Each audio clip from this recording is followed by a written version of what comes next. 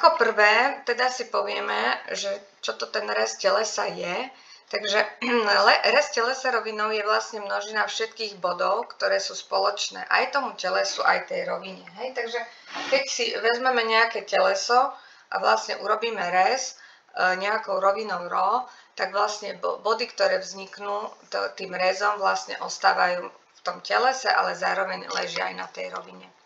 Poznáme dva spôsoby, alebo budeme využívať dva spôsoby zostrojovania rezu, a teda budeme využívať vzťah perspektívnej kolinácie alebo osovej afinity, ktorý vlastne je medzi podstavou telesa a rezom, to je prvý spôsob, alebo druhý, že budeme zostrojovať priesečníky tvoriacich priamok telesa s rovinou ρ, čiže budeme využívať tzv. Tretí priemet telesa. Obe tieto spôsoby si na dnešnej hodine prejdeme. Takže prvý spôsob, kedy sa využíva perspektívna kolinácia, respektíve osová afinita. Keď sa pozriete na obrázku vľavo, máme šikmý ihlán, ktorého podstava leží v rovine π, čiže vlastne v pôdorysni. A my tento ihlán máme zrezať rovinou ρ, to je tá fialová. Dobre. Teraz medzi rovinou rezu teda a rovinou π existuje teda, môžeme využiť perspektívnu kolináciu a tam vlastne stred tejto kolinácie bude vrchol V, tu máme hore stred kolinácie, os tej kolinácie v tomto prípade bude vlastne pôdorysná stopa roviny ρ. Dobre? A bod S sa nám tu zobrazí do bodu v tej kolinácii, do bodu S s prúžkom. Zrezané body budeme označovať s prúžkom, hej? Body rezu. Čiže máme stred kolinácie, je bod V, os kolinácie je úsečka, alebo teda priamka pôdorysná stopa roviny ρ a bod S sa nám v tejto kolinácii zobrazí do bodu S s prúžkom. V druhom prípade môžeme využívať aj afinitu. Hej, a znova máme tu nejaké teleso, v tomto prípade ale pôjde o hranaté teleso, dobre, ktorého jednotlivé strany sú rovnobežné, čiže o nejaký hranol.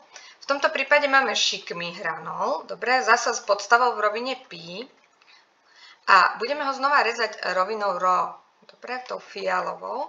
No a v tomto prípade medzi rovinou, teda medzi podstavou a tým rezom sa dá využiť tzv. Osová afinita, ktorú sme predtým aj využívali a učili sa, ako sa zobrazuje. Jej os bude opäť pôdorysná stopa roviny ρ a tu v tejto osovej afinite sa bod S nám zobrazí do bodu S s prúžkom. Hej? Čiže toto bude smer tých afinných lúčov. Tak, smer afinity, hej? Tu máte aj smer afinity, to je vlastne rovnobežka s tými hranami toho telesa. Takže takýmto spôsobom teda môžeme využívať perspektívnu kolináciu a osovú afinitu. A po druhé sme mali, že môžeme využívať rez telesa, môžeme robiť pomocou tretej priemetne. To znamená, že tie priesečníky hrán alebo tvoriacich priamok telesa s rezovou rovinou budeme využívať. Takže keď sa pozriete tu, tak máme tu modrú rovinu π na obrázku.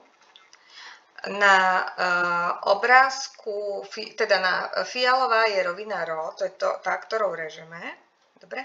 A my si vytvoríme rovinu kappa. Pozor, to nie je rovina ni v tomto prípade, ale rovina kappa, ktorá je vlastne tou treťou bokorysňou alebo treťou priemetňou, ktorú sme sa aj učili minulý týždeň, že je to rovina kolma na rovinu π.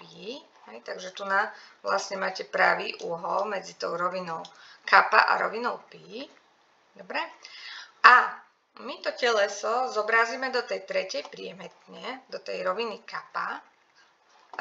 A my v tom treťom priemete, keď sa pozriete, tak vlastne náš rez telesa sa nám zobrazí len do takejto úsečky. Lebo celá vlastne, keď sa pozriete v tomto prípade, celá naša rovina ρ sa v tomto prípade vlastne zobrazí v treťom priemete do tejto tu priamky.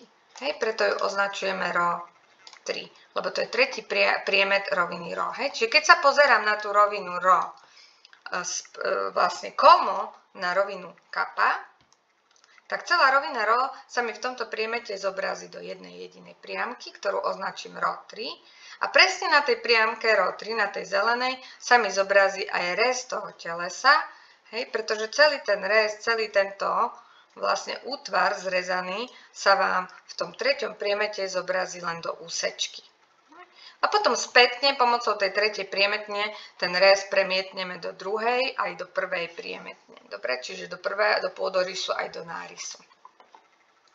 Takže takýmto spôsobom sa využíva tretia priemetňa. Študenti ju aj pomerne často a radi využívajú. Hej? Tak, začneme rezom ihlana. Takže to sme si už hovorili, budeme mať nejaký ihlan šikmy, ktorý sa pokúsime zrezať rovinou ρ.